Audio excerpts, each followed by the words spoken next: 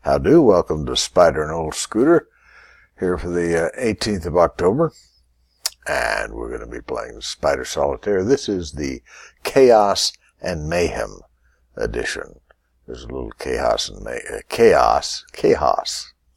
It's the New Mexico way of pronouncing it. But right now we're going to get started with a game of Spider Solitaire, which I play regularly. Don't pretend any expertise. So that 9 didn't get me anything but another 9. So I'll try this 9, and that gets me a play. Move that ace, and so forth. This is the way we play. And I've decided that as I talk about Chaos and Mayhem, my way to make it work is to not look up at the camera all the time. I mean, it's you there. I should look at you, but to keep my eyes firmly on the game. Then I can talk away and still not do terrible, awful miss moves and so forth version of the game. So here we go. I'll start playing, get serious first for a minute here, facing with the significant fact that there aren't many moves. And there, I'm into the game. Now then, I'll take the second deal and I'll start talking. I'm talking Chaos and Mayhem first. Isn't this great, Chaos and Mayhem? That's Daryl Cagle is the cartoonist who drew this. It's just terrific.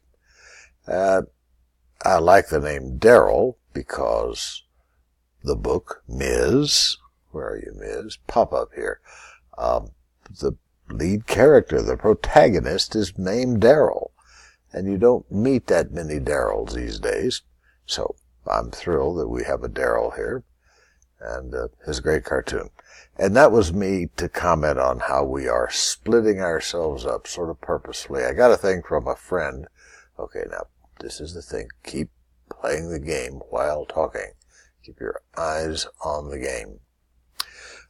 Who sent me a thing.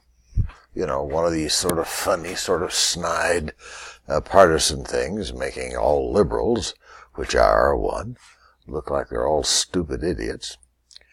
And that's okay. It's, you know, this is America. You have free speech and all that. You can insult anybody you want to. But we're doing it with a vengeance. Pay attention to the game. Not much is happening game-wise. I lose my enthusiasm. It's become not only okay, but sort of de rigueur. I don't have many language talents, to, you know, say these awful things about each other. And then sort of among our side, whatever side you're on, sort of laughing and giggling when that's a good one. We got them that time, those stupid liberals. And, once in a while it slips across the line and someone accidentally sends a stupid liberal joke to a liberal and it gets them all out of shape. And we're just doing that all the time. On the comment sections, on the bulletin boards, on the subreddits, you know, all of these things, particularly the comment sections of the partisan press, saying awful things about each other. I don't think we're going to come together as a loving, brotherly neighbor country place if we don't get over that. Oh, all the things. It's like somebody wants us to be the Hatfields and the McCoys. They want us to be isolated in our tribal camps and throwing stones and sticks at one another. And among those who want that to happen, of course, are our enemies, our competitors on the world stage. Certainly Russia, China, Iran, North Korea, a bunch of places who have substantial capacities to do that, to foment intra-American squabbles. And I guess that's just the name of the game these days, with social media making it quite painless to stand and yell at somebody and call them awful names and not have to worry about they're going to walk across the room and hit you on the head with a beer bottle because they don't know who you are or how to find you. And besides, that's not what they do. They just unleash nasties at each other. So that's one form of chaos, and it's sort of normal. I guess it's always been thus to one degree or another in politics. There have always been lying, propagandizing, partisan communications. Newspapers, back when the politicians would actually own a newspaper and its sole goal was to crucify the competition, slander them, demonize them, wreck their reputation, cast doubt in the minds of the voters and all that. That's the way it's been. It's not good, but it's sort of usual. What's not usual is having sort of a nutso president who changes his mind all the time and who makes flip-flopping a fine art and who prevaricates, tells lies, manufactures his own reality and all that. That's not normal. And that's also part of the chaos and mayhem. Let's go out and have a little mayhem tonight. Well, this is a mayhemic game. I'm getting nowhere fast.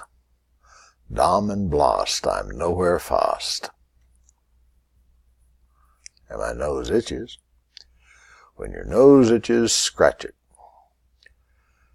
I was going to show you, okay, we'll call this is my new nomenclature. You know I call when you have 4 or more sequential, this isn't one, I don't actually have one, sequential, same color cards, I call it a stack. When it goes clear down to an ace, I call it a string. Now, my new label is that when it's like this, here's one, 3, not 4, therefore not a stack. It's a stub. Even 2 would be a stub. So we got stubs, stacks, and strings, which I think is downright poetic. But there is nothing more I see to do here, so I'll take another deal. I hope you don't mind me complaining about the way our society is falling into shambles. Sort of disheartening. You don't want to live in a shambles society. So much of the world is falling into real, honest, substantive, starved to death, ethnic cleansing, terrible wars, awfulness, millions of refugees, real chaos and mayhem. And we have sort of an artificial chaos and mayhem, and that seems like a big waste of time.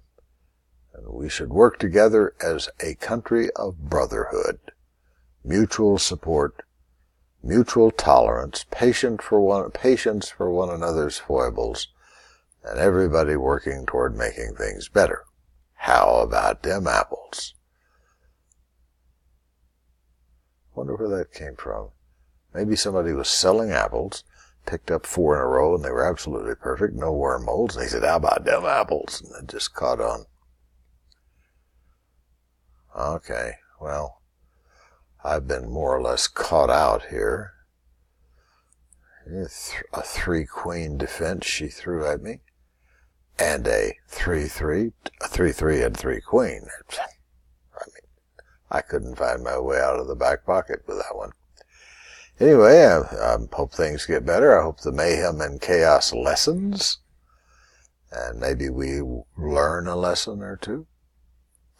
So try that, patience, tolerance, seeing the other guy's side, trying not to be too insulting.